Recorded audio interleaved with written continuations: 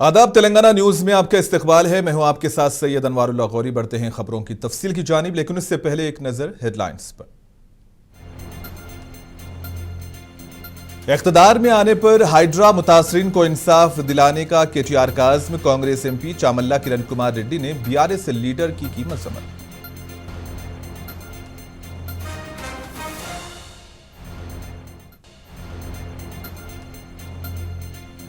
हैदराबाद में इम्तिहानात के दौरान स्कूल पर चलाया गया बुलडोजर। जीएचएमसी पर अदालती हुक्म की खिलाफ वर्जी का इल्जाम।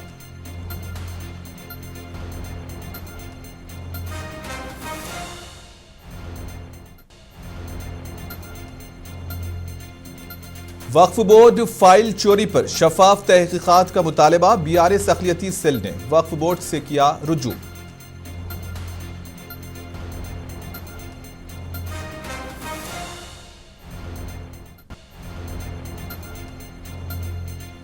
और हैदराबाद के बडलागुड़ा में पान शॉप मालिक के कत्ल का मामला। 5 मुलजिमीन पुलिस की गिरफ्त में। 3 चाकू और मोटरसाइकिलें हुई जब्त।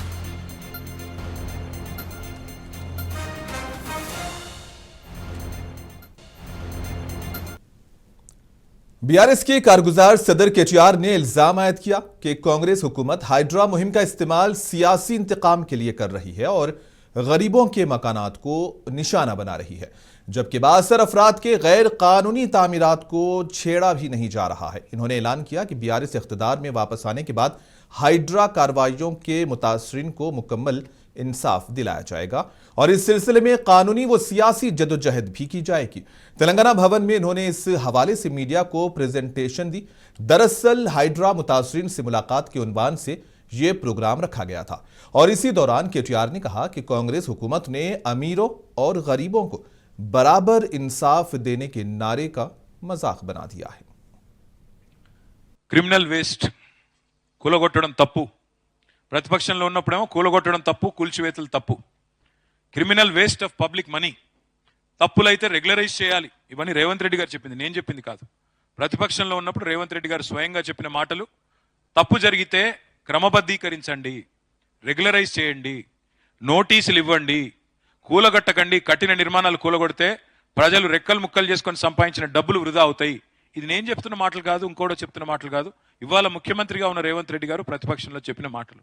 అందుకే నేను అన్నది, ఓడ మీద ఉన్నప్పుడు ఓడమల్లన్న, ఒడ్డుకెక్కినాక బోడమల్లన్న అన్నట్టు ఇవాళ ఈ ప్రభుత్వ వ్యవహారం మీ అందరికి కూడా ఇబ్బంది కలిగించే విధంగా ఉంది. కాబట్టే ఖచ్చితంగా మీ బాధ ప్రభుత్వానికి తెలవాలి, మీ బాధ ప్రజలకు తెలవాలి. ముఖ్యంగా నేను మీకు ఒక మాట మాత్రం మళ్ళీ ఇస్తున్నా, ఈ ప్రభుత్వం నాకు తెలిసి న్యాయం చేస్తుంది అనే విశ్వాసం నాకైతే లేదు.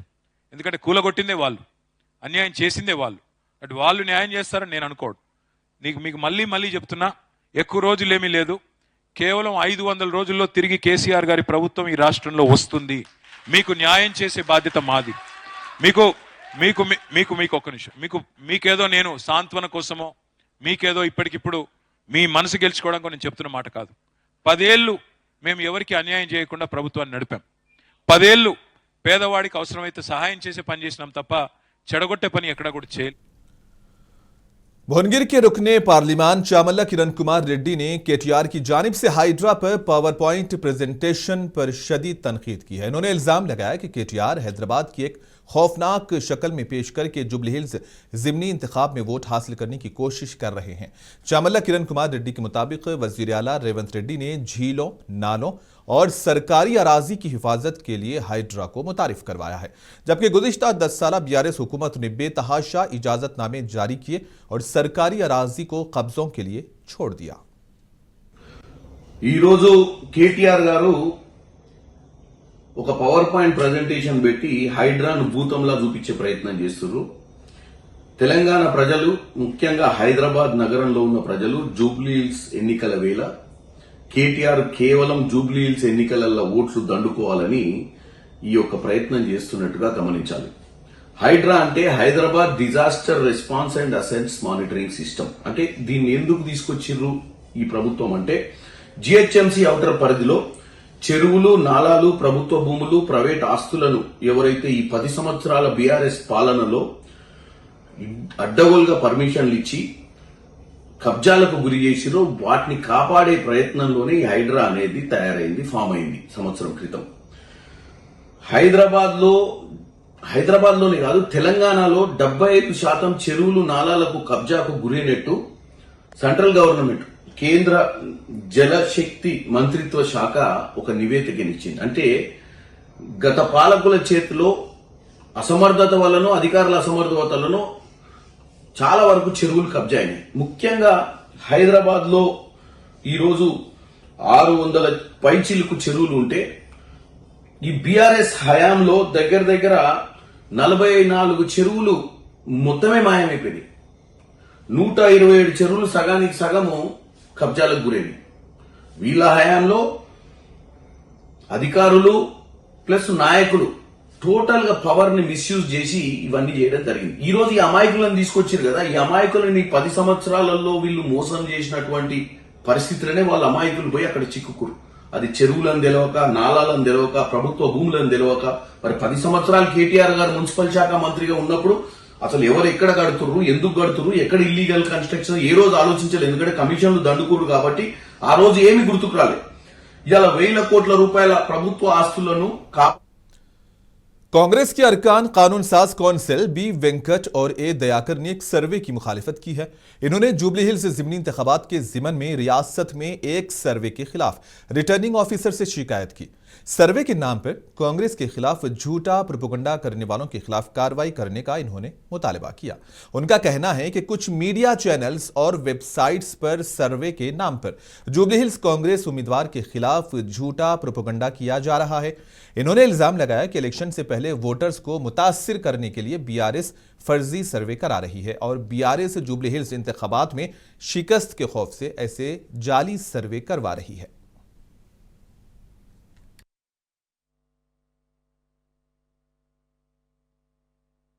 ఈ ప్రయత్నాలు ప్రజాస్వామ్యానికి పూర్తి. ఈ అయ్యట్టేషన్ ఫామ్ హౌస్లో ఉన్నాడు. నువ్వు ఇప్పుడు తీసుకొని ఇప్పుడు ఈ ఎన్నికతో ఈ పరువు మొత్తం తీసుకుంటున్నావు.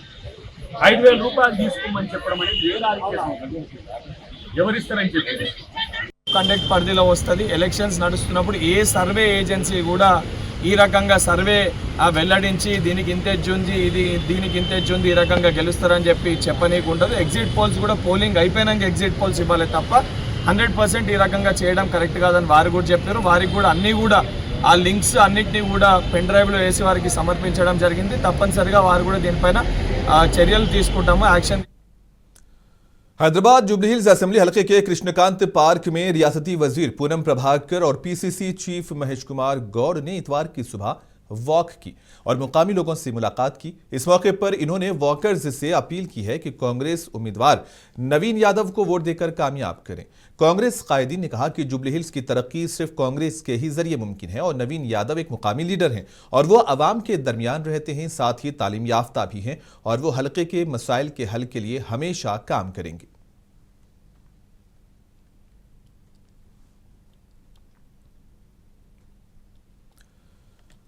भद्राद्री कोत्तागुड़म जिले के मनुगोरू कस्बे में आज सुबह शदीद कशीदगी रही। कांग्रेस कारकुनों की बड़ी तादाद ने तेलंगाना भवन पर धावा बोलकर इमारत पर कब्जा कर लिया। मुश्ताइल कारकुनों ने दफ्तर का फर्नीचर बाहर निकालकर आग लगा दी और इसी बीच फायर ब्रिगेड ने मौके पर पहुंचकर आग पर काबू पाया। पुलिस की जानिब से रोकने की कोशिश के बावजूद बड़ी तादाद में कांग्रेस कारकुनों ने टीआरएस के झंडे उतारकर इमारत पर कांग्रेस के झंडे लहरा दिए और नारेबाजी करते हुए जश्न मनाया। कांग्रेस लीडरों के मुताबिक ये इमारत पहले इंदिरा भवन थी जिसे साबिक एमएलए ने कांग्रेस दौर में तामीर कराया था और बाद में उनके बीआरएस में शामिल होने पर इसे तेलंगाना भवन बना दिया गया था। कांग्रेस के दोबारा इख्तियार में आने के बाद इसे वापस अपने कब्जे में लिया गया है।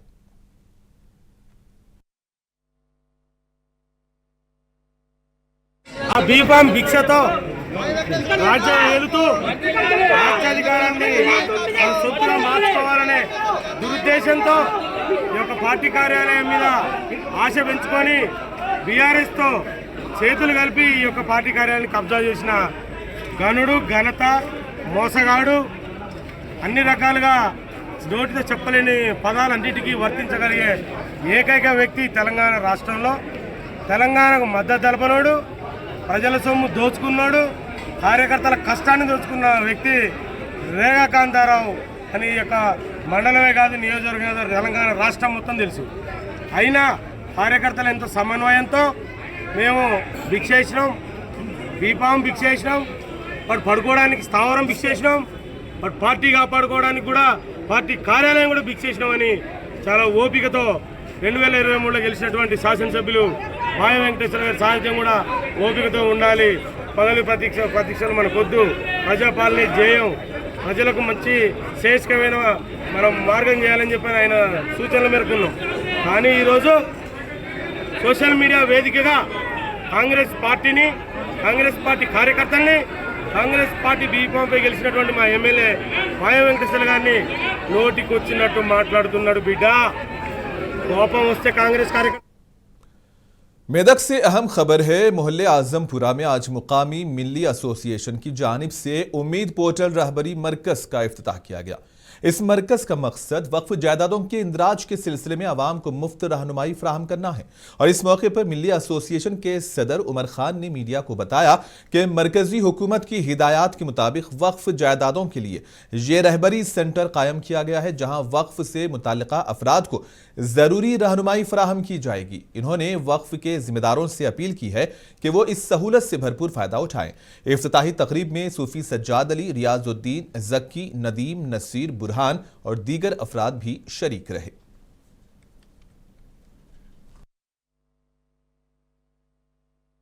अल्हम्दुलिल्लाह आज मेदक में उम्मीद पोर्टल के दफ्तर का इफ्तिताह किया गया है।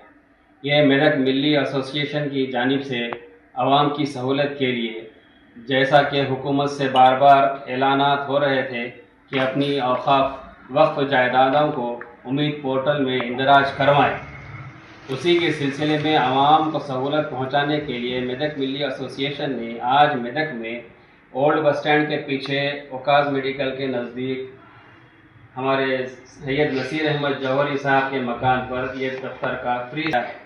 लिहाजा तमाम औक़ाफ़ जायदादों के ज़िम्मेदार मुतवल्लियान मसाजिद, मदारिस, आशूर खाने, खानखाने, ख़बरस्तान, मेदक और मेदक शहर के सारे और अतराफ़ व अकनाफ के गाँव व कस्बों, हर एक ज़िम्मेदार को बेदार होने की सख्त ज़रूरत है। उम्मीद पोर्टल में इंदिराज के बाद ही अपनी जायदादों की तहफ़्फ़ुज़ मुमकिन है। जो लोग ऑलरेडी रजिस्टर कर चुके हैं वक्फ बोर्ड में, उनको भी लाजिम है कि वो भी उम्मीद पोर्टल में अपना इंदराज करवाएं। आज उम्मीद पोर्टल एक हेल्प डेस्क के तौर पर जनाब सैयद नसीर अहमद साहब जौहरी के मकान पर आजमपुरे में इफ्तिताह अमल में आया है। इसकी गर्ज ये है कि जैसा कि आप जानते हैं कि उम्मीद पोर्टल में वक्फ जायदादों का इंदराज ज़रूरी हो गया है। तेलंगाना वक्फ बोर्ड के दफ्तर से अहम दस्तावेजात की चोरी के मामले पर बीआरएस अक़लियती सेल ने शदीद तशवीश का इजहार किया है और फौरी शफाफ तहकीकात की मांग की है।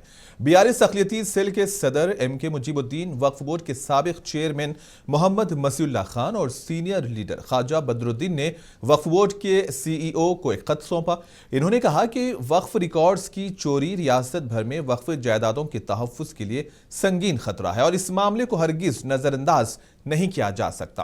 बीआरएस रहनुमाओं ने वक्फ बोर्ड से मुतालबा किया कि वो फौरी तौर पर वजाहत करें कि कौन कौन सी फाइलें चोरी हुई हैं और उन्हें वापस लाने के लिए क्या इक़दामात किए जा रहे हैं।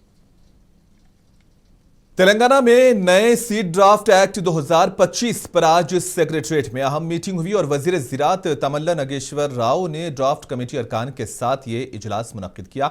इन्होंने कमेटी की तैयार करदा तजावीज़ और दफात पर तफसीली गुफ्तगू की है।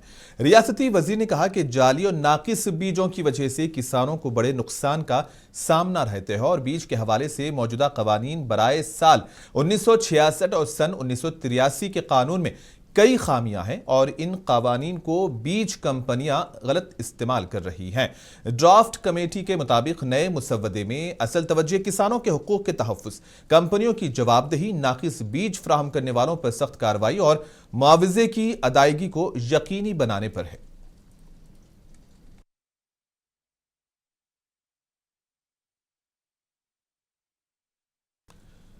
सरपुर के रुकने असेंबली डॉक्टर पलवाई हरीश बाबू ने प्रेस कॉन्फ्रेंस से खिताब किया और हलके में तरक्याती मंसूबों के लिए बड़े पैमाने पर फंड्स की मंजूरी का ऐलान किया। इन्होंने बताया कि कागज नगर म्युनिसिपालिटी की तरक्की के लिए 18.70 करोड़ रुपए जारी किए गए हैं, जिनसे मुख्तलिफ चौराहों और वार्ड्स में काम अंजाम दिया जाएगा। रुकने असेंबली ने मजीद कहा कि शाहराहों की तामीर व बहाली के लिए 55 किलोमीटर सड़कों को कामों को मंजूर किया गया है। 22 నెలలుగా 22 రూపాయలు కూడా ప్రభుత్వం మంజూరు చేయలేదు.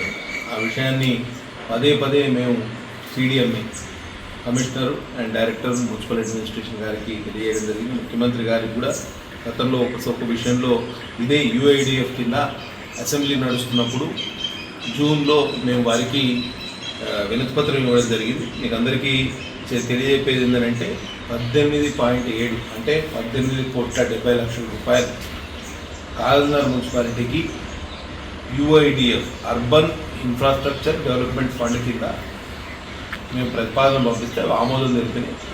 ప్రభుత్వం జియో కూడా విడుదల చేసింది. త్వరలో municipal administration and public health department ద్వారా టెండర్ల ప్రక్రియ పూర్తయ్యే అవకాశం ఉన్నది అని మీకు అందరికీ తెలియజేస్తున్నాం.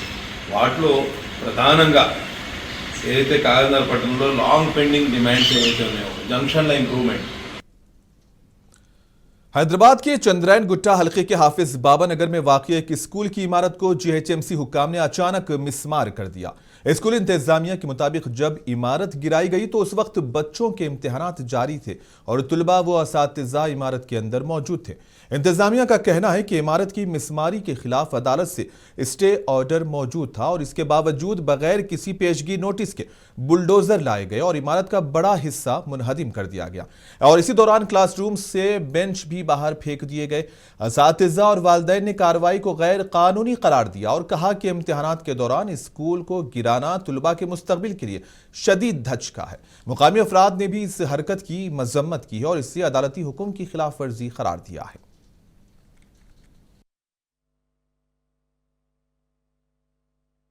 हम यहाँ अन्ना ग्रामर स्कूल के टीचर बात कर रहे हैं। ये क्या तरीका है भाई, बच्चों का एग्ज़ाम चल रहा है, अभी बच्चों का एग्ज़ाम में भी स्टार्ट होने वाला है। ये लोग कोई बात मानने के लिए तैयार नहीं है। थोड़ा टाइम दीजिए, एग्ज़ाम के बाद कुछ करना है तो करिए। बोले तो भी समझ में आ रही नहीं बात। लोग किसी को आने नहीं दे रहे, बच्चों को जो है गेट के पास रोक दे रहे हैं। ऐसा तालीम की जगह जो है ऐसा रोकना ज़रूरी है क्या? बाद में भी कर सकते थे ना, कोई भी काम बैठ के मसले हल से कर सकते, स्कूल के बाद में भी कर सकते थे। छुट्टियों में नहीं करे, छुट्टियों में नहीं करे।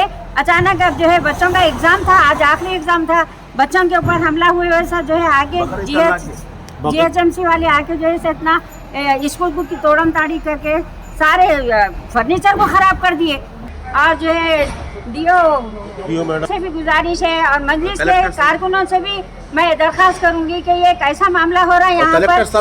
कलेक्टर साहब जो भी है जो है हमारे थोड़ी मदद करना चाहिए। सैटरडे का दिन है, मॉर्निंग 7 o'clock को जीएचएमसी वाले आकर जो है सो स्कूल डिमोलिश कर रहे हैं।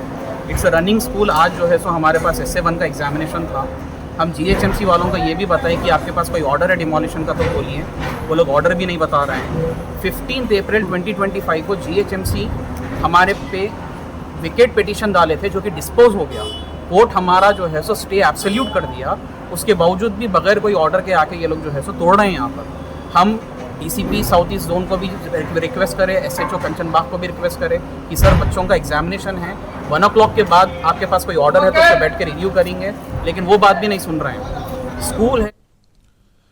हैदराबाद के बंडलागुड़ा इलाके में पान शॉप के मालिक मोहसिन का कत्ल कर दिया गया था और इस मामले में पुलिस ने 5 अफराद को गिरफ्तार कर लिया है। गिरफ्तार दुकान में सैयद शाह फहद, सैयद सुहेल, मोहम्मद आमिर, मोहम्मद बिन अब्दुल्लाह, सैफ और शेख अफरोज शामिल हैं।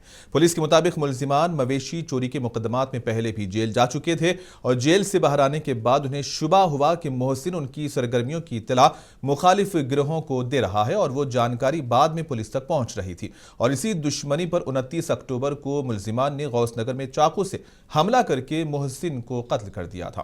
पुलिस ने मुलजिमान को गिरफ्तार करके उनके कब्जे से 3 चाकू और मोटरसाइकिलें भी बरामद की हैं।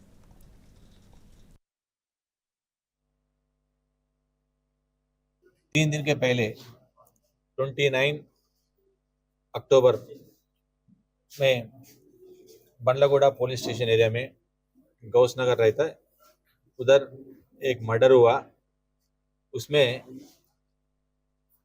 मोहसिन उसका नाम है, पान शॉप चलाते गौस नगर एरिया में। इनको 3 आदमी आके ऑटो में आके उधर उतार के उसको बाहर निकाल के चाकू से मार दिए। वो इसके बारे में वो बंडलगुड़ा पुलिस स्टेशन को इन्फॉर्मेशन आ गए। इन्फॉर्मेशन आने के बाद बंडलगुड़ा इंस्पेक्टर देवेंद्र वो केस रजिस्टर कर दिए। करने के बाद इन्वेस्टिगेशन करा, एरिया को जाके डेड बॉडी की शिफ्ट करके हॉस्पिटल में पंचनामा करके बाद में इन्वेस्टिगेशन कर दिए।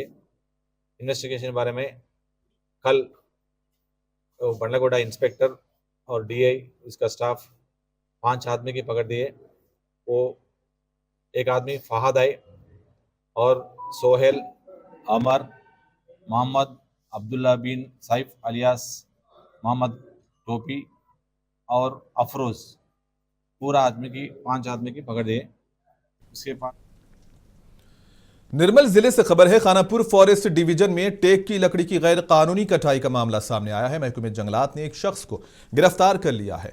खानापुर फॉरेस्ट ऑफिसर शिव कुमार ने मीडिया से बात करते हुए बताया कि उधमपुर रेंज के रामपुर बेट में तकरीबन 8 लाख रुपए मालियत के 15 सागवान के दरख्त काटे गए हैं और इस स्मगलिंग में राजशेखर, साई किरण और कल्याण नामी 3 अफराद शामिल थे, जिनमें से 2 फरार हैं, जबकि राजशेखर को महकमे जंगलात के अमले ने गिरफ्तार किया। राजशेखर को अदालती तहवील में भेज दिया गया है और फरार मुलजिमान की तलाश जारी है।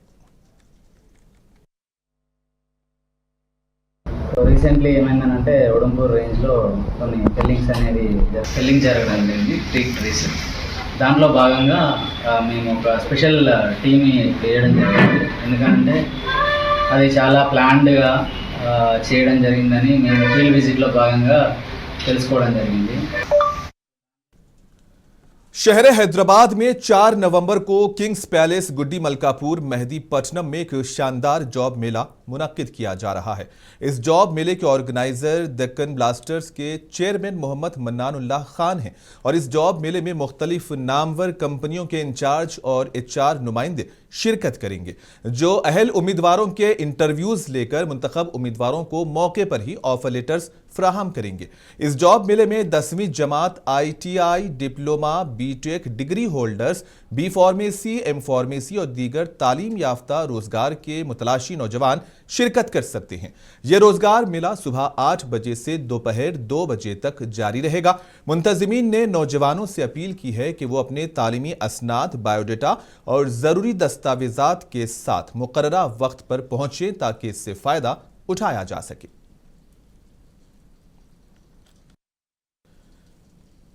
जरचिल्ला से खबर है, यहां मेमन जमात और all India Memon Jamaat federation youth wing के ज़ेरे एहतमाम Memon Jamaat premier league cricket tournament season 3 कामयाबी के साथ मुकम्मल हुआ और इस इवेंट का इफ्तिताह कौमी तराने और मेमन तराने से किया गया, जिसके बाद बच्चों के 3 मुकाबले मुनक्किद हुए, जिनमें एक टीम ने फाइनल में कामयाबी हासिल की। इस मौके पर मेहमान खुसूसी के तौर पर all India Memon Jamaat federation के जोनल सेक्रेटरी सलीम नडियाड वाला शरीक हुए। टूर्नामेंट के इख्तिताम पर बच्चों और नौजवानों की फातेह और रनरअप टीमों को ट्रॉफियां और मेडल्स भी दिए गए। माशाल्लाह बहुत अच्छे तरीके से हुआ, लेकिन लास्ट टाइम भी हमने कहा था और इस बार भी ये कहते हैं कि खास तौर पे टाइमिंग मेंटेन है। अगर आप टाइमिंग को अगर आप मेंटेन करोगे तो आपका जो है ना भविष्य उज्जवल होगा। अब देखिए हमारे समी भाई ये चीज कर रहे हैं, क्या शायद ये 4 साल पहले ये पॉसिबल था क्या? बिल्कुल नहीं हुआ था ये। अब ये पिछले 3 साल से ये जो चीज आ रही है, तो ये समी भाई के एफर्ट से, समी भाई की कोशिशें, काविशें हैं। खाली समी भाई बोल के नहीं, इनकी पूरी टोटल टीम जो डे बाय डे एक एक चीज को जो है लेके चलती है और एक एक चीज को। महबूबनगर में तेलंगाना उर्दू जर्नलिस्ट फेडरेशन के ज़ेरे एहतमाम सहाफ़ियों के लिए तरबियती वर्कशॉप मुनक्किद किया गया। इजलास की सदारत मोहम्मद अब्दुल मुजीब ने की, जबकि मेहमान खुसूसी के तौर पर तंजीम के रियासती सदर MA माजिद, नायब सदर सैयद अजमत अली शाह, रियासती secretary Syed Ghaus Mohiuddin, organising secretary Mohammad Abdul Majid, मुशीर मोहम्मद अहमद अली, जॉइंट सेक्रेटरी मोहम्मद लईक अहमद और खाजिन मोहम्मद मोहसिन ने शिरकत की। इस प्रोग्राम में नारायणपेट, नागर कर्नूल, वनपर्ती, गदवाल और रंगारेड्डी के सहाफियों ने शिरकत की और पेशेवाराना सहाफत से मुताल्लिक तरबियत और रहनुमाई हासिल की।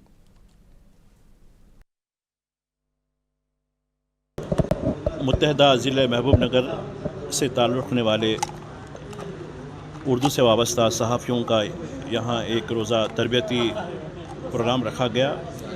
तरबियती प्रोग्राम के साथ साथ तंजीमी गुफ्तगू भी की गई।